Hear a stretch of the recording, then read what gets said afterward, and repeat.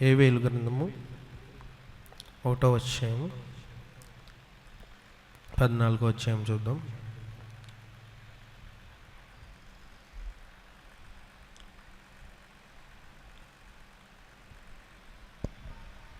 ఉపవాస దినము ప్రతిష్ఠించుడి, ఉపవాస దినము ప్రతిష్ఠించుడి, వ్రత దినము ఏర్పరచుడి, మృత దినము ఏర్పరచుడి, యెహోవాను బతిమాలుటకై, యెహోవాను బతిమాలుటకై. పెద్దలను. చాలు. ఈరోజు మనం చూసినట్లయితే ఇక్కడ దేవుడు మనతో ఏమని మాట్లాడుతున్నాడు? ఉపవాస దినము ప్రతిష్ఠించుడి, వ్రత దినము ఏర్పరచుడి, యెహోవాను బతిమాలుటకై. యెహోవానంట బతిమాలుటకు ఉపవాస దినము ఏర్పరచమంటున్నాడు, వ్రత దినములు ఏర్పరచమంటున్నాడు.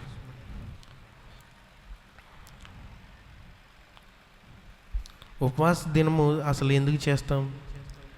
దేవుణ్ణి బతిమలాడి మనము మన మనసులో ఉన్నది అడుగుతాం. ఈరోజు ఎందుకు దేవుణ్ణి బ్రతిమలాడాలో దేవుడు ఈరోజు మీతో మాట్లాడబోతున్నాడు. అదే యోవేలు గ్రంథంలో 1వ వచనంలో 10వ అధ్యాయంలో ఉంటుంది. పొలము పాడైపోయెను, భూమి అంగలార్చుచున్నది, భూమి అంగలార్చుచున్నది, ధాన్యము నశించెను, ధాన్యము నశించెను, కొత్త ద్రాక్షరసము లేకపోయెను, కొత్త ద్రాక్ష రసము లేకపోయెను, తైల వృక్షములు వాడిపోయెను, తైల వృక్షములు వాడిపోయాను. భూమి మీద పైరు చెడు. ఇక్కడ దేవుడు మాట్లాడుతున్నది ఏమిటంటే, ఈరోజు పొలము పాడైపోయిందంట. అసలు పొలం అంటే ఏంటి? పొలం అంటే ఏంటి? మత్తయి సువార్త 13వ అధ్యాయంలో 38వ వచనంలో ఉంటుంది. పొలము అంటే లోకము. లోకం అంటే మీ గ్రామం. ఈరోజు నీవు పరిశీలించగలిగితే మీ గ్రామంలో ఉన్న చిన్న బిడ్డ కాడి నుంచి యవన తరంలో ఉన్న ప్రతి ఒక్కరు చెడిపోయి ఉన్నారు. వ్యభిచారం అనే పాపంలో మునిగిపోయి ఉన్నారు. తాగుడికి బానిస అయిపోయి ఉన్నారు. డ్రగ్స్కి అలవాటు పడి ఉన్నారు. ఈ లోకంలో, ఈ గ్రామంలో అనేకులు తాగుడికి, డ్రగ్స్కి బానిస అయిపోయి ఉంటే నీవెలా ప్రశాంతంగా ఉంటావు? చిన్న వయసు నుంచే వ్యభిచారం అనే పాపంలో చిక్కిపోయి ఉన్న ఆ పిల్లలను చూసి మీకు ఏమాత్రం కనికరం కలగట్లేదా? ఈరోజు నువ్వు 50 రోజులు ఉపవాసం ఉంటున్నావు కదా, వ్రత దినములు నీవు ఏర్పాటు చేసుకున్నావు కదా, నీవు దేవుణ్ణి బతిమలాడగలుగుతావా? అవును ప్రభువా, మా కుటుంబంలో ఉన్న నా భర్త తాగుడికి బానిస అయిపోయాడు అని నీవు అడగగలవా? నీ పిల్లలు పాపం అనే వ్యభిచారంలో తిరుగుతున్నారేమో, నీవు దేవుణ్ణి బతిమలాడగలవా? ఈ గ్రామంలో ఉన్న చిన్న బిడ్డల కాడి నుంచి యవన వయసులో ఉన్న అనేక మంది పాపంలో తిరుగుతున్నారు. ఈరోజు నీవు చూడగలుగుతున్నావా? మీ గ్రామంలో ఉన్న ఈ పిల్లల గురించి నీవు ఆలోచించగలుగుతున్నావా? వారిని రక్షించాలనే ఆలోచన నీలో ఉందా? ఒకసారి నీ పరిశీలించుకో. ఈ గ్రామంలో నాకు తెలిసిన వారే, నాతో నా వయసు గలవారు ఉన్నారు, నాకన్నా పెద్దవారు కూడా ఉన్నారు. నాతో చిన్నప్పుడు వాళ్ళందరూ కలిసే తిరిగారు. నాకన్నా చిన్నవారు ఉన్నారు. నిన్న కాక మొన్న పుట్టిన పిల్లలు కూడా వ్యభిచారం అనే పాపంలో తిరుగుతున్నారు.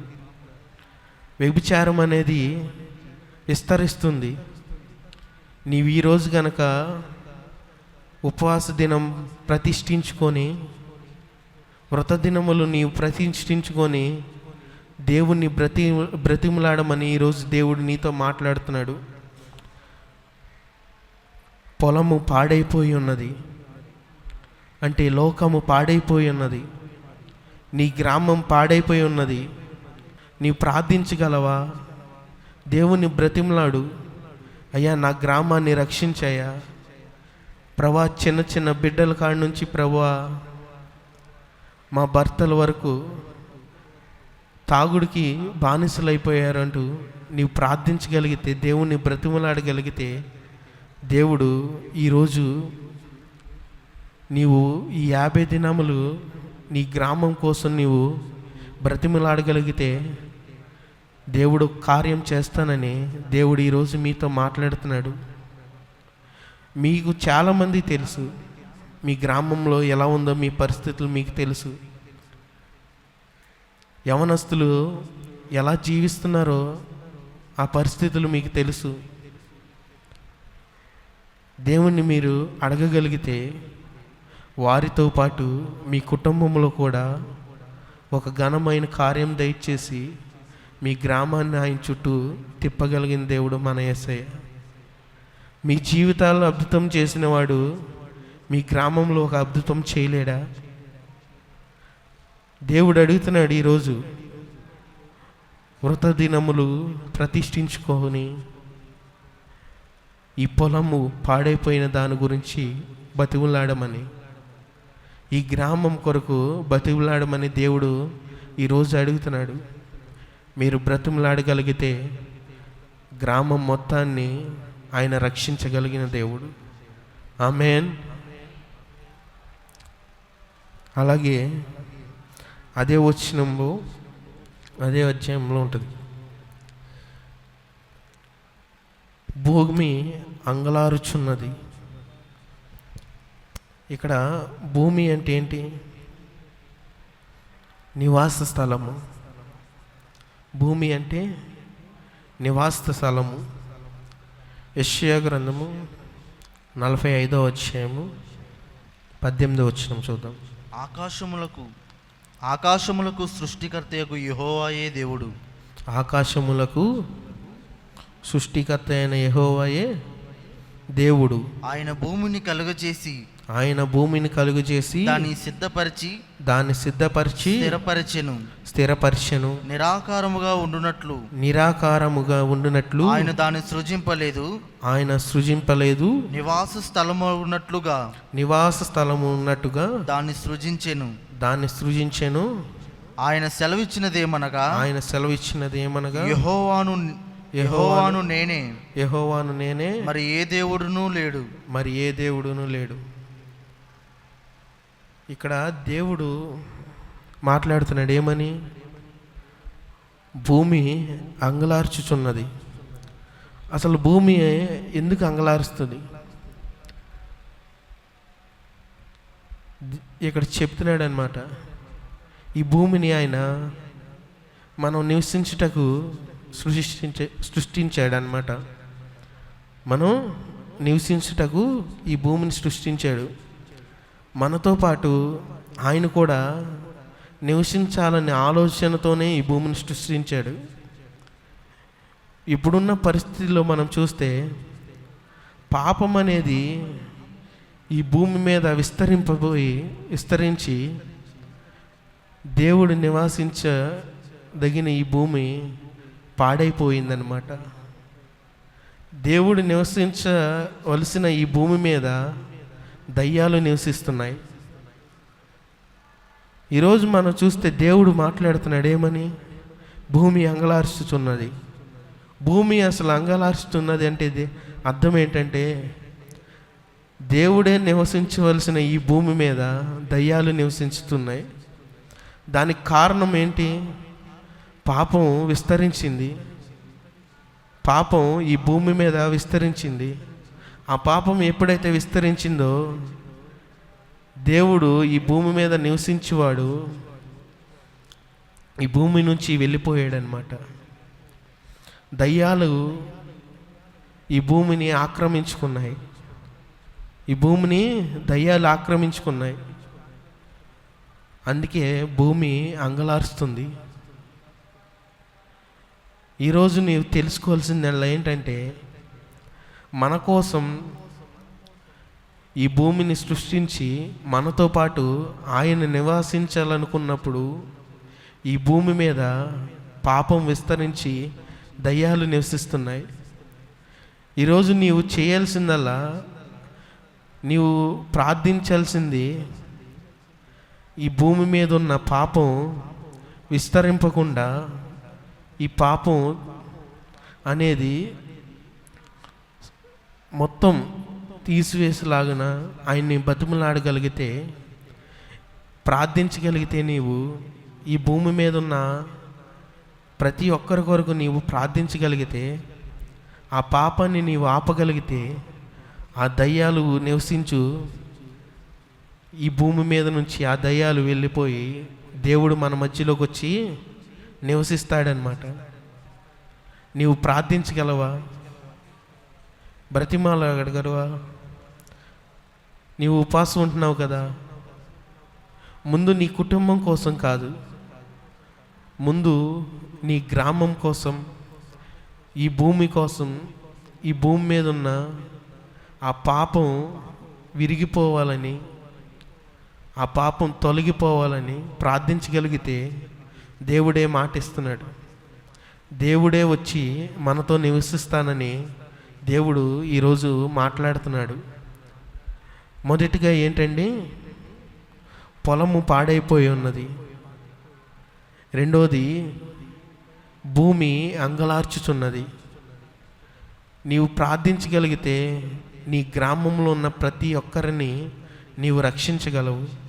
నీవు బ్రతిమలాడగలిగితే నీ కుటుంబంలో ఉన్న వారిని నీవు రక్షించగలవు. దేవుడు మాటిస్తున్నాడు అన్నమాట. నీవు బ్రతిమలాడు, నీ గ్రామాన్ని, నీ కుటుంబంలో ఉన్న ఆ వ్యక్తులను నేను బాగు చేస్తాను, రక్షిస్తానని. రెండోదిగా, భూమి మీద ఉన్న ప్రతి ఒక్కరిలో ఉన్న పాపాన్ని తీసివేయాలని, ఆ పాపం నుంచి వాళ్ళు విడిపించబడాలని నీవు ప్రార్థించగలిగితే దేవుడే వచ్చి మనతో నివసిస్తానని ఈరోజు మాట్లాడుతున్నాడు. ఆమేన్. అలాగే ఇదే అధ్యాయంలో 3వ మాట కూడా ఉంటుంది. కొత్త ద్రాక్షారసము లేకపోయెను. ఇక్కడ కొత్త ద్రాక్షారసము అంటే ఏంటండి? కొత్త ద్రాక్షారసం అంటే ఏంటి? కీర్తనల గ్రంథము 104వ అధ్యాయము 15వ వచనం.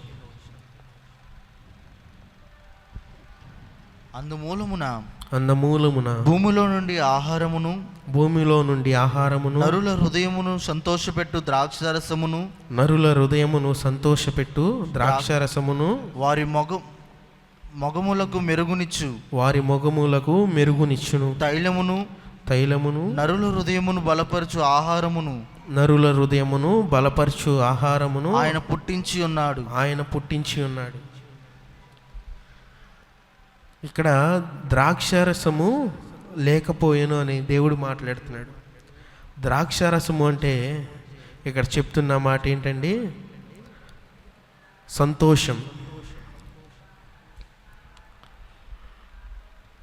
మన జీవితాల్లో కూడా కొత్త ద్రాక్షారసం కరువైపోయింది. మన జీవితాల్లో కొత్త ద్రాక్షారసం అనేది పోయింది. కొత్త ద్రాక్షారసం అంటే ఏంటి? సంతోషం. మనుషుల ముందు మనం సంతోషంగా ఉన్నట్టు నటిస్తున్నాం కానీ, ఆనందంగా ఉన్నట్టు నవ్వుతున్నాం కానీ, మన హృదయాంతరంగాల్లో ఉంది.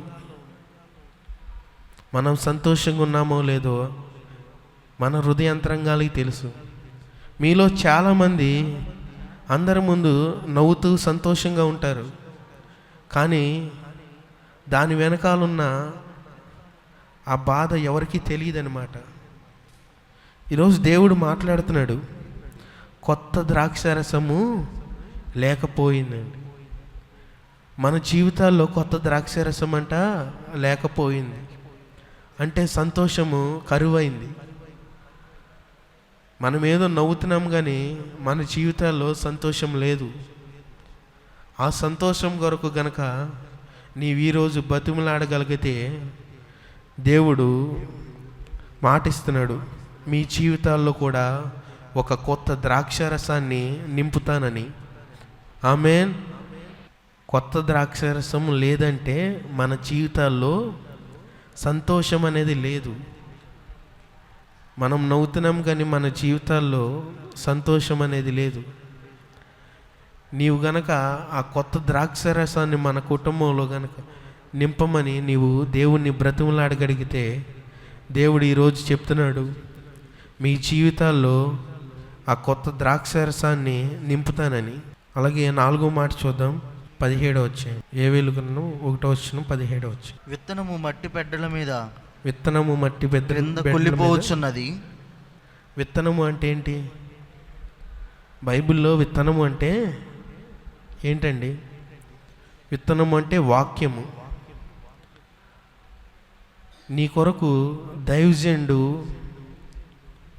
ఎంతో కష్టపడి దేవుని యొద్ద నుంచి ఆ వాక్యం తీసుకొచ్చి మీతో మాట్లాడుతుంటే, ఆ వాక్యాన్ని పెడచెవు పెట్టి ఆ వాక్యాన్ని మీరు ఆ వాక్యానుసారంగా జీవించట్లేదంట.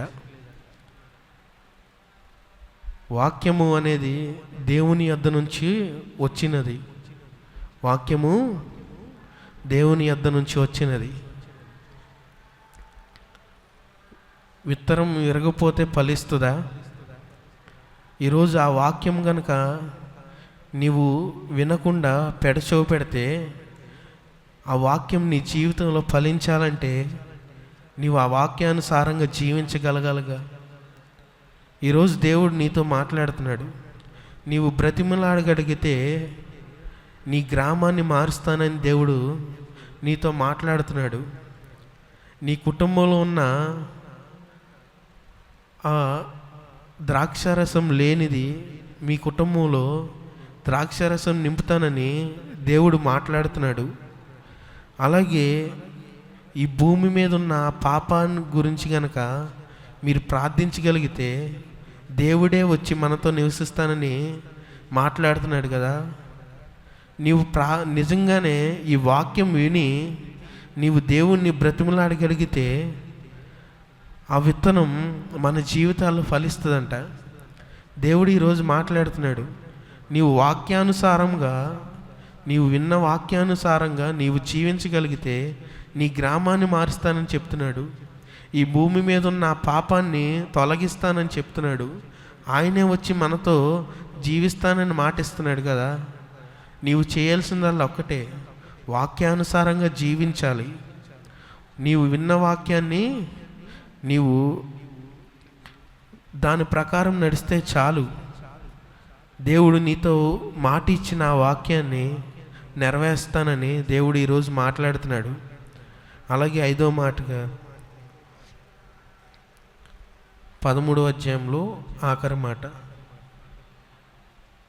నైవేద్యమును ప్రాణార్పణమును మీ దేవుని మందిరమునకు రాకుండా నిలిచిపోయిను. దేవుడు ఇక్కడ మాట్లాడుతున్నాడు. నైవేద్యము ప్రాణార్పణ అంట దేవుని మందిరానికి రాకుండా పోయిందంట. దేవుడు ఈరోజు నైవేద్యము అంటే ఏంటి? అదే కీర్తనల గ్రంథము 141వ అధ్యాయము 141వ అధ్యాయము 2వ వచనం చూద్దాం. నా ప్రార్థన ధూపము వలె నేను చేతులెట్టుట సాయంకాల నైవేద్యములను సాయంకాల నైవేద్యములు. ఇక్కడ నైవేద్యము అంటే ప్రార్థన. నైవేద్యం అంటే ప్రార్థన. నీవు ప్రార్థించగలిగితే అంట నైవేద్యములు, దహన బలులు దేవుని మందిరంలోకి వెళ్తాయంట. నీవు ప్రార్థించగలిగితే నైవేద్యము దేవునికి మన ప్రార్థనే నైవేద్యంగా ఉంది. మనం ప్రార్థించగలిగితే నైవేద్యము దేవుని మందిరంలోకి వెళ్తుందని దేవుడు ఈరోజు మాట్లాడుతున్నాడు. అలాగే ప్రాణార్పణం అంటే 2 తిమోతి 4వ అధ్యాయం 6వ వచనం చూద్దామా? నేనిప్పుడైతే నేనిప్పుడే పానార్పణముగా పోయబడుచున్నాను. నేనిప్పుడే ప్రాణార్పణముగా పోయబడుచున్నాను. ఇక్కడ దేవుడు మాట్లాడుతున్నాడు. ఏమని? నైవేద్యములు, ప్రాణార్పములు దేవుని మందిరంలోకి రాకుండా పోతున్నాయని. నైవేద్యము అంటే ప్రార్థన, ప్రాణార్పణం అంటే మనకు మనమే ప్రతిష్ఠించుకొని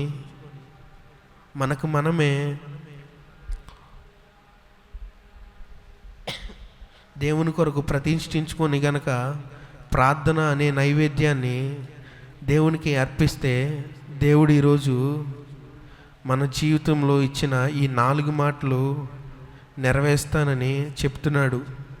1, పొలము పాడైపోయి ఉంది, నీ గ్రామం పాడైపోయి ఉంది. 2వది, భూమి అంగలార్పిస్తుంది. దేవుడు మనతో నివసించాలని ఆశపడుతున్నాడు.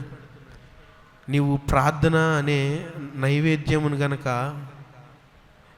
నీవు ప్రతిష్ఠించుకొని, ప్రాణార్పణముగా ప్రతిష్ఠించుకొని దేవుని మందిరంలో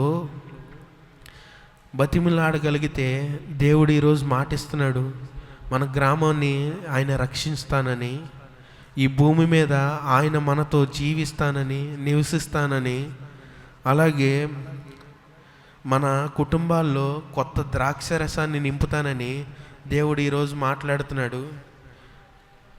నీవు చేయాల్సిందల్లా ఒకటే, నిన్ను నువ్వు ప్రతిష్ఠించుకొని, ప్రాణార్పణంగా ప్రతిష్ఠించుకొని, నైవేద్యముగా ప్రతిష్ఠించుకొని ఆయన్ని బతిమలాడగలిగితే ఈ 4 మన జీవితాల్లో ఆయన నెరవేరుస్తానని దేవుడు మాటిస్తున్నాడు. ఈ నా వాక్యం దేవుడు దీవించును గాక. ఆమేన్.